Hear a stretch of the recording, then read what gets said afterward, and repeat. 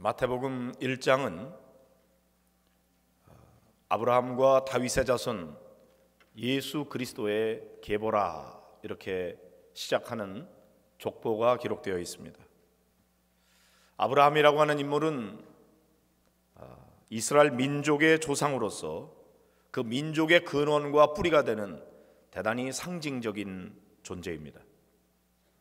그리고 다윗이라고 하는 인물은 이스라엘 민족이 가장 존경하는 왕으로서 다시 옛 시대로 돌아간다면 다윗 시대로 돌아가면 좋겠다 할 정도로 하나님을 잘 섬기는 왕이었고, 또 나라가 가장 넓은 땅을 다스렸던 그런 시대를 이끌어간 위대한 지도자였습니다. 그런데 예수 그리스도를 소개하면서 바로 그 예수 그리스도가 믿음의 조상 아브라함과 그리고 이스라엘 민족의 가장 위대한 왕 다윗의 계보를 잇는 그의 자손이라고 적시함으로써 예수 그리스도는 이스라엘 민족의 가장 중요한 정통성을 이은 분임을 강조하고 있습니다.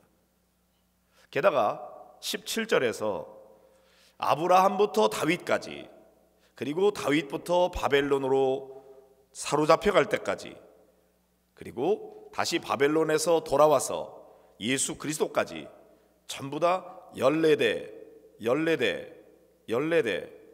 이렇게 세 개의 시대로 구분할 수 있는데, 이것이 기가 막히게 14대로 나눠져 있는 것을 이렇게 기록하면서, 그러므로 이런 예수 그리스도의 족보라고 하는 것이 어쩌다가 그냥 우연히 이루어진 것이 아니고 대단히 철저한 하나님의 계획과 섭리 속에서 이루어진 그런 일임을 강조하고 있습니다.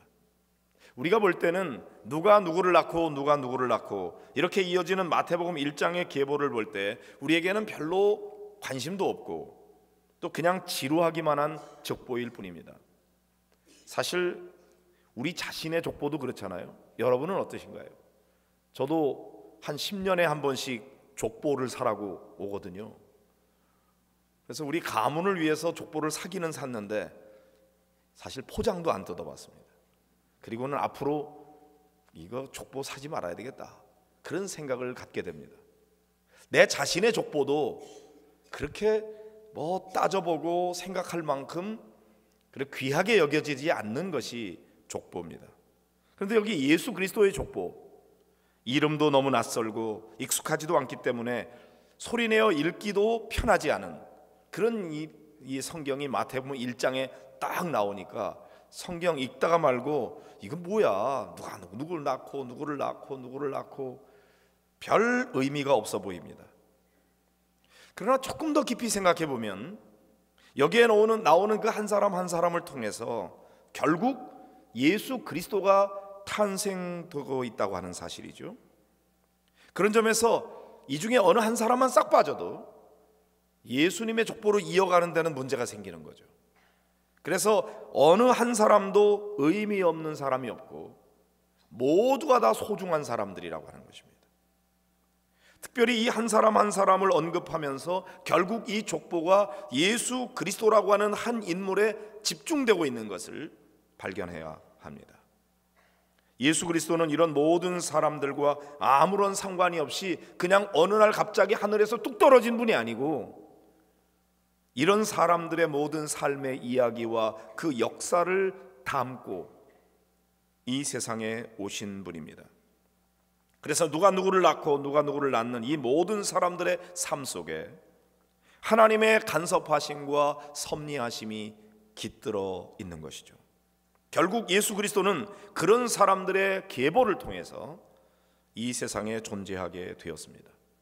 그렇다면 오늘 우리들의 삶도 그냥 어쩌다가 우연히 존재하게 되는 것이 아니고 우리의 부모님 또는 할아버지 할머니 그 윗대로부터 철저한 하나님의 섭리와 계획 속에서 오늘 우리가 이 땅에 존재하게 되었다고 하는 사실도 깨달아야 되는 것입니다. 우리 중 어느 한 사람도 소중하지 않은 사람이 없고 그냥 하늘에서 뚝 떨어진 사람이 없고 단절되어 있는 사람은 없습니다.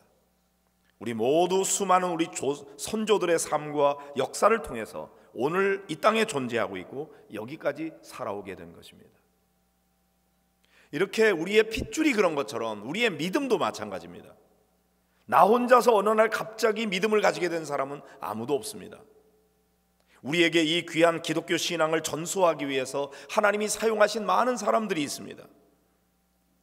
그 사람들이 꼭 우리의 피를 나눈 가족이 아니라고 할지라도 그 많은 사람들의 만남과 대화 또는 그들과 함께 살아가면서 겪게 되었던 여러 가지 어떤 사건들을 통해서 하나님은 오늘 우리를 하나님의 자녀로 부르신 것입니다. 그러므로 내게 이어져 온 이 놀라운 믿음의 계보를 나에게서 이제 중단되지 않고 내 후배들에게 다음 세대에 이어져 가도록 해야 될 사명이 우리 먼저 믿은 성도들에게 있는 것입니다. 독일 트리에에 살던 유대인 소년이 법률가인 그의 아버지에게 물었습니다. 아버지, 우리는 유대인인데 왜 유대인 회당에 안 가고 독일 루터 교회에 나가요? 아버지는 아들의 눈을 피하면서 대답했습니다. 아들아, 우리가 다른 사람에게 외면당하지 않고 이 땅에서 잘 살아가기 위해서는 그렇게 할 수밖에 없단다. 본래 이 소년의 할아버지는 유대인 랍비였습니다. 그의 큰아버지도 역시 할아버지의 뒤를 이어서 유대인 랍비가 되었습니다. 그러나 현실 감각이 빠르고 이제에 밝았던 이 소년의 아버지는 유대인들에 대한 사회적 불이익을 피하기 위해서 개신교인이 되었던 것입니다. 그러나 그는 진정한 회심의 경험이 없었고 그는 자기 아들에게 아무런 신앙적인 영향을 끼칠 수가 없었습니다. 그의 나이 6살에 유아 세례를 받게 했지만 그것이 이 소년을 믿음의 아들로 자라나게 하지는 못했습니다.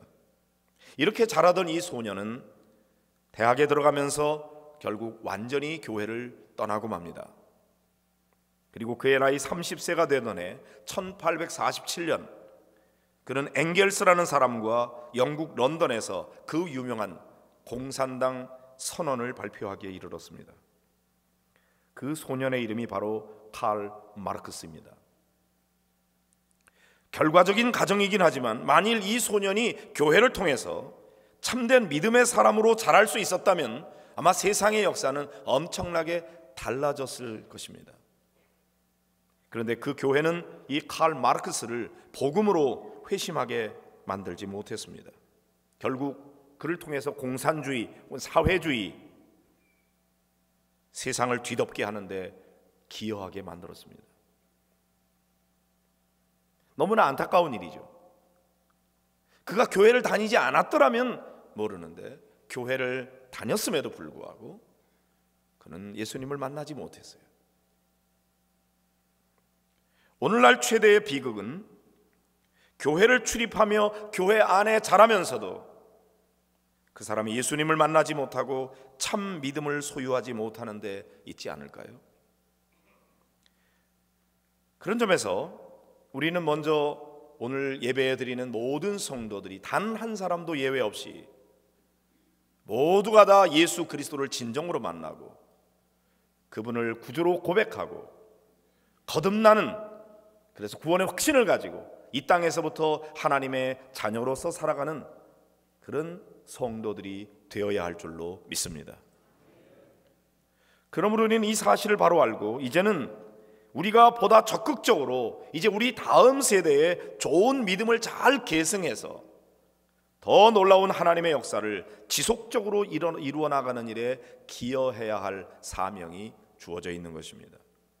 만일 우리가 우리의 믿음의 계보를 잘 이어가지 못한다면 과연 다음 세대는 어떻게 될지 고민해야 합니다. 앞으로 약 10년 혹은 길게 잡아서 20년은 아마 교회가 나름대로 명맥을 이어갈 수 있을지 모르겠습니다. 왜냐하면 믿음의 기성세대가 있으니까요. 그분들이 아직 세상을 떠나지 않고 이 세상에 살 수 있는 만큼은 그래도 교회는 유지될 수 있는 희망이 있어요. 그러나 그 이후에는 어떻게 될지 생각하면 매우 염려되는 바가 큽니다. 왜냐하면 지금 20대에 해당되는 청년들의 복음화율은 거의 3%에 머물고 있습니다. 10대는 그보다 더 적습니다. 옛날엔 어땠나요? 지금 여기 예배드리고 있는 많은 성도들이 어릴 때에는 교회 학교의 아이들이 훨씬 많았습니다. 그리고 그때 믿음으로 자라났던 사람들이 지금 교회를 지키고 있고 교회의 중요한 주역으로서 교회를 이끌어가는 지도자들이 되어 있습니다. 그런데 지금 다음 세대는 너무나 많이 무너져 내려가고 있습니다. 이대로 간다면 어떻게 되겠습니까? 결과는 너무나 분명합니다. 인구 감소와 함께 교회는 급격하게 축소될 수밖에 없는 상황 속에 놓여 있는 것입니다. 교회는 사실 모든 세대가 다 행복하고 신앙생활을 다 잘해야 합니다. 어른들은 어른들 나름대로 소중한 인생의 삶을 살아가고 있습니다. 그러므로 교회는 어른들도 행복한 신앙생활을 할 수 있도록 잘 섬겨야 합니다. 감사하게도 우리 교회는 각 연대별로 대단히 골고루 모든 세대가 함께 신앙생활하고 있습니다. 그리고 감사하게도 우리 교회 학교 아이들이 계속 부흥되어 가고 있습니다. 그러나 우리 교회 부흥되는 것만 가지고는 부족해요. 얼마나 많은 청소년들과 청년들이 교회에 발붙이지 못하고 있는지. 믿음의 기성세대에게 주어진 매우 중요한 사명은 다음 세대를 잘 길러서 믿음의 계보가 이어지도록 하는 데에 있습니다. 그렇다면 우리 믿음의 어른들은 다음 세대를 위해 헌신하고 정성껏 그들을 잘 섬겨야 할 사명이 있는 것입니다. 제가 소개했던 적이 있기 때문에 기억하는 분들이 있을 겁니다. 이 글은 2001년도 서울 글짓기 대회에서 1등한 어린이의 글입니다. 좀 내용이 길지만 제가 오늘 말씀을 전하는데 도움이 될 것 같아서 다시 한번 소개해 드리려고 합니다. 처음 듣는 분들이 있기 때문이죠. 사랑하는 예수님, 안녕하세요. 저는 구로동에 사는 용욱이에요. 구로 초등학교 3학년이고요. 우리는 벌집에 살아요. 벌집이 무엇인지 예수님 잘 아시지요? 한 울타리에 55가구가 사는데요. 방문에 1, 2, 3, 4, 5 번호가 써 있어요. 우리 집은 32호예요. 화장실은 동네 공중변소를 쓰는데 아침에는 줄을 길게 서서 차례를 기다려야 해요. 줄을 설 때마다 저는 21호에 사는 순이 보기가 부끄러워서 못 본 척하거나 참았다가 학교 화장실에 가기도 해요. 우리 식구는 외할머니와 엄마, 여동생 용숙이랑 4식구가 살아요. 우리 방은 할머니 말씀대로 라면 박스만 해서 4식구가 다 같이 잠을 잘 수가 없어요. 그래서 엄마는 구로 이동에 있는 술집에서 주무시고 새벽에 오셔요. 할머니는 운이 좋아야 한 달에 2번 정도 취로 사업장에 가서 일을 하시고 있어요. 아빠는 청송교도소에 계시는데 엄마는 우리 보고 죽었다고 말해요. 예수님, 우리는 참 가난해요. 그래서 동해에서 구호 양식으로 주는데도 도시락 못 사가는 날이 더 많아요. 엄마는 술을 많이 드셔서 간이 나쁜데도 매일 술 취해서 어린애 마냥 엉엉 우시길 잘하고 우리를 보고 이 애물단지들아 왜 태어났니? 같이 죽어버리자고 하실 때가 많아요. 지난 4월달 부활절날 제가 엄마 때문에 회개하면서 운 것 예수님 보셨죠? 저는 예수님이 제재 때문에 돌아가셨다는 말을 정말로 이해 못했거든요. 저는 죄가 통 없는 사람인 줄로만 알았던 거예요. 그러나 그날은 제가 죄인인 것을 알았어요. 저는 친구들이 우리 엄마 보고 술집 작부라고 하는 말을 듣는 것이 죽기보다 싫었고요. 매일 술 먹고 주장하면서 다 같이 죽자고 하는 엄마가 얼마나 미웠는지 아시죠? 지난 부활절날 저는 엄마 미워했던 거 용서해 주세요 라고 예수님께 기도했는데 예수님께서 십자가에서 피 흘리는 모습으로 용우가 내가 너를 용서한다 라고 말씀하시는 것 같아서 저는 그만 와락 울음을 터뜨리고 말았어요. 그날 교회에서 찐계란 2개를 부활절 선물로 주시길래 집에 갖고 와서 할머니와 어머니에게 드리면서 생전 처음으로 전도를 했어요. 예수님 믿으면 구원을 받는다고요. 몸이 아파서 누워 계시던 엄마는 화를 내시면서 구원만 받아서 사냐 하시면서 집주인이 전세금 50만 원에 월세 3만 원을 더 올려달라고 하는데 예수님이 구원만 말고 50만 원만 주시면 네가 예수를 믿지 말라고 해도 믿겠다 하시지 않겠어요? 저는 엄마가 예수님을 믿겠다는 말이 신이 나서 기도한 거 예수님 아시지요? 학교 갔다 집에 올 때도 몰래 교회에 들어가서 기도했잖아요. 근데 마침 어린이날 기념 글짓기 대회가 덕수궁에서 있다면서 우리 담임 선생님께서 저를 뽑아서 보내주셨어요. 저는 청송에 계신 아버지와 서초동에서 꽃가게를 하면서 행복하게 살던 때 얘기를 그리워하면서 불행한 지금의 상황을 썼거든요. 청송에 계신 아버지도 어린이날에는 그때를 분명히 그리워하시고 계실 테니 엄마도 술 취하지 말고 희망을 갖고 살아주면 좋겠다고 썼어요.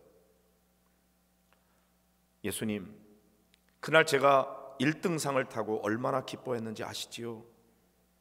그날 엄마는 너무 몸이 아파서 술도 못 드시고 울지도 못하셨어요. 그런데 그날 저녁에 뜻밖의 손님이 찾아오셨어요. 글짓기의 심사위원장을 맡으신 노 할아버지 동화 작가 선생님이 물어 저희 집에 찾아오신 거예요.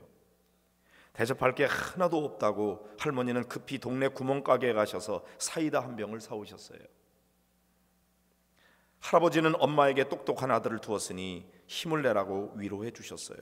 엄마는 눈물만 줄줄 흘리면서 엄마가 일하는 술집에 내려가시면 약주라도 한 잔 대접하겠다고 하니까 그 할아버지는 자신이 지으신 동화책 5권을 놓고 돌아가셨어요. 저는 밤늦게까지 할아버지께서 지으신 동화책을 읽다가 깜짝 놀랐어요.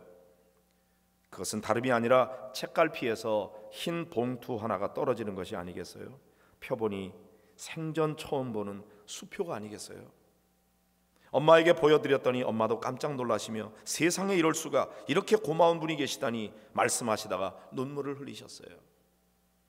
저는 마음속으로 할아버지께서 가져오셨지만 사실은 예수님께서 주신 거예요 라고 말하는데 엄마도 그런 내 마음을 아셨는지 용우가 예수님이 구원만 주신 것이 아니라 50만 원도 주셨구나 라고 우시면서 말씀하시는 거예요. 할머니도 우시고 저도 감사의 눈물이 나왔어요. 동생 용숙이도 괜히 따라 울면서 오빠, 그럼 우리 안 쫓겨나고 여기서 계속 살 수 있는 거야? 라고 말했어요. 너무나 신기한 일이 주일날 또 벌어졌어요. 엄마가 주일날 교회에 가겠다고 화장을 10개 하시고 나선 것이에요. 대예배에 가신 엄마가 얼마나 우셨는지 두 눈이 솔방울만 해가지고 오셨더라고요. 나는 엄마가 우셨길래 또 같이 죽자고 하면 어떻게 하나 겁을 먹고 있는데 용우가 그 할아버지한테 빨리 편지 써 엄마가 죽지 않고 열심히 벌어서 주신 돈을 꼭 갚아드린다고 말이야 라는 것 아니겠어요? 저는 엄마가 저렇게 변하신 것이 참으로 신기하고 감사했어요. 고마우신 예수님, 참 좋으신 예수님 감사합니다. 할아버지께서 사랑으로 주신 수표는 제가 커서 꼭 갚을게요. 그러니까 제가 어른이 될 때까지 동화 할아버지께서 건강하게 사시도록 예수님이 돌봐주세요. 이것만은 꼭 약속해 주세요. 예수님, 너무나 좋으신 예수님, 이 세상에서 최고의 예수님을 용욱이가 찬양합니다. 예수님을 사랑합니다. 용욱이 드림. 이 글이 초등학교 3학년의 글이라고는 믿기지 않을 정도로 너무나 잘 썼어요. 그러나 저는 이 아이의 글솜씨보다도 이 아이의 마음에 관심이 집중됩니다. 이 아이가 만일 교회의 돌봄을 받지 않고 자란다면 어떻게 될까요? 가난하기 짝이었고 청송교도소에 가신 아버지, 매일 술집에서 술 팔면서 몸버린 어머니, 그런 교육 환경이 이 아이를 바르게 잘 자라게 하기에는 너무나 어려운 환경 속에 자라고 있습니다. 제일 좋은 것은 믿음 좋은 부모님 아래서 좋은 가정 환경 속에서 사랑받으면서 말씀과 기도로 자라면 잘 좋겠죠. 그러나 설사 부모님의 믿음이 부족하고 교육 환경이 좋지 않은 가정에서 자랄지라도 교회 학교에서 선생님들의 사랑과 관심 속에 말씀과 기도로 양육을 받는다면 얼마든지 훌륭한 믿음의 사람이 될 수 있습니다.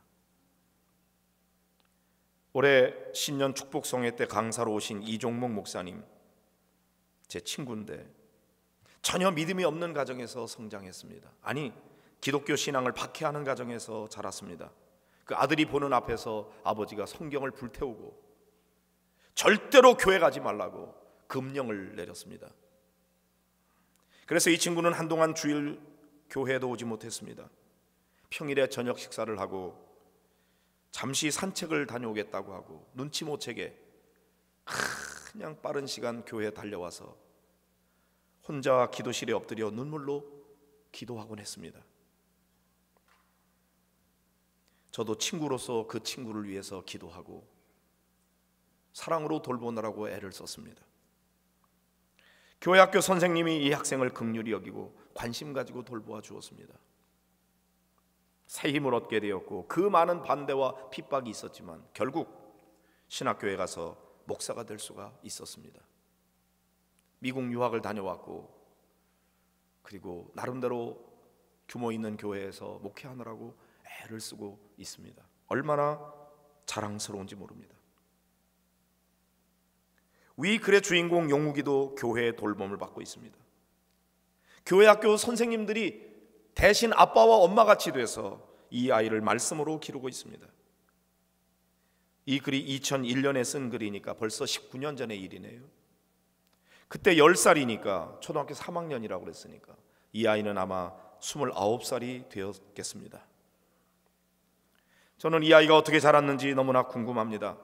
계속해서 교회 학교에서 믿음으로 자라났다면 잘 자랐으리라고 확신합니다. 그러나 만일 어떤 이유로든 이 아이가 교회를 떠나게 되었다면 어떻게 되었을지 두렵습니다. 이 아이에게는 모든 가능성이 열려 있습니다. 잘 될 수도 있고 크게 잘못될 수도 있습니다. 근데 중요한 것은 이 아이만 아닙니다. 지금 우리 목양교회에서 자라나는 아이들이 중요합니다. 1차적으로요. 우리에게 이 아이들을 우리 목양교회에서 어떻게 양육하고 훈련하느냐에 따라서 이들이 위대한 하나님의 일꾼으로서 이 사회의 지도자로서 성장할 수도 있고 혹은 이 사회의 문제아로 사고뭉치가 될 수도 있습니다. 물론 그 극단만은 아니겠죠. 그러나 이 아이들을 어떻게 돌보느냐 하는 책임은 우리에게 있습니다. 너무나 큽니다. 우리 교회 학교에서 자라나는 아이들 가운데는 다 가정 형편이 좋은 아이들만 있지는 않습니다. 어려운 형편 속에서도 교회가 좋아서, 선생님이 좋아서, 친구들이 좋아서 이 교회에 나와서 어제도 그제도 교회에서 잠을 자면서 아이들이 수련회를 하고 있습니다. 우리는 먼저 믿은 믿음의 선진들로서 다음 세대를 말씀으로 믿음으로 잘 길러야 할 책임을 가지고 있습니다. 교회 학교 교사로 많은 분들이 헌신해 주셔야 합니다. 감사하게도 아이들은 오는데 돌볼 선생님이 없어요. 한 선생님이 너무나 많은 아이들을 돌보다 보니까 더 잘 돌보기가 어려워요.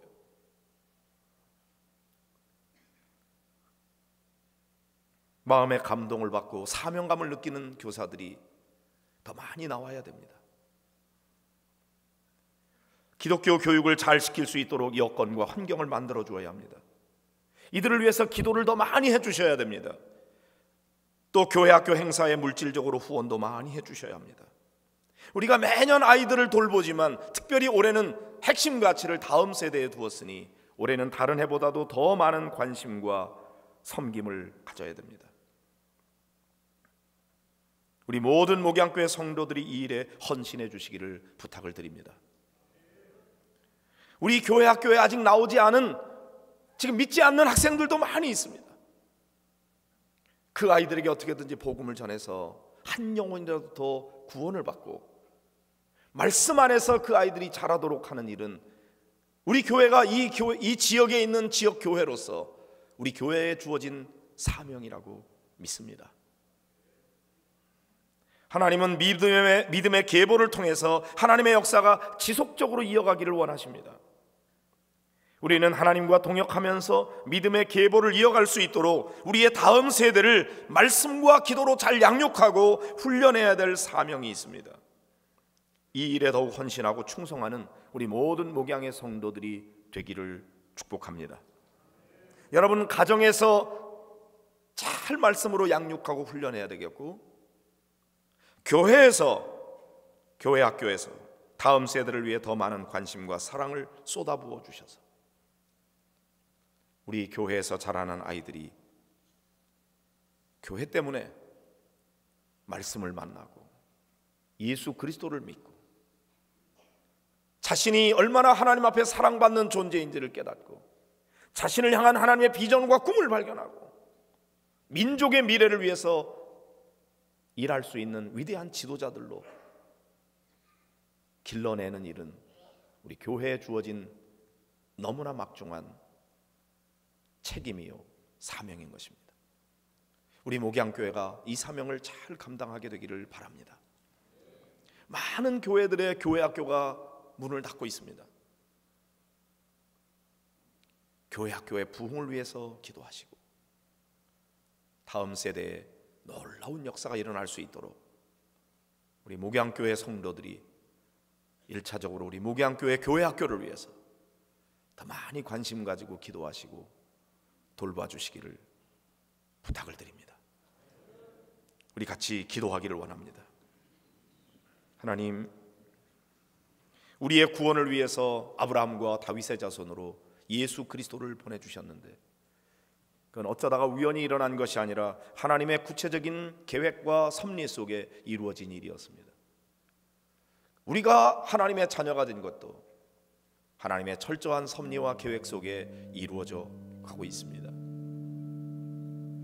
다음 세대에 이 복음이 잘 전달돼서 민족의 미래를 이끌어갈 지도자들을 교회가 잘 길러야 되겠는데 하나님, 이 사명 잘 감당할 수 있도록 우리 교회학교를 축복해 주시고 교회학교 교사로 헌신하는 사람들이 많아지게 하시고 우리 아이들이 세상에서는 경험하지 못했던 사랑을 교회에서 경험하게 되고 관심을 받고 비전과 꿈을 발견하고 바르게 성장할 수 있도록 도와주시옵소서. 행여나 칼 마르크스와 같은 그런 사람이 생겨나지 않도록 교회에서 자랐으나 믿음 갖지 못하고 결국 세상의 역사를 엄청나게 다른 길로 인도하는 일에 기여했던 그런 사람, 그가 하나님을 바로 믿었더라면 세계 역사가 어떻게 됐을지.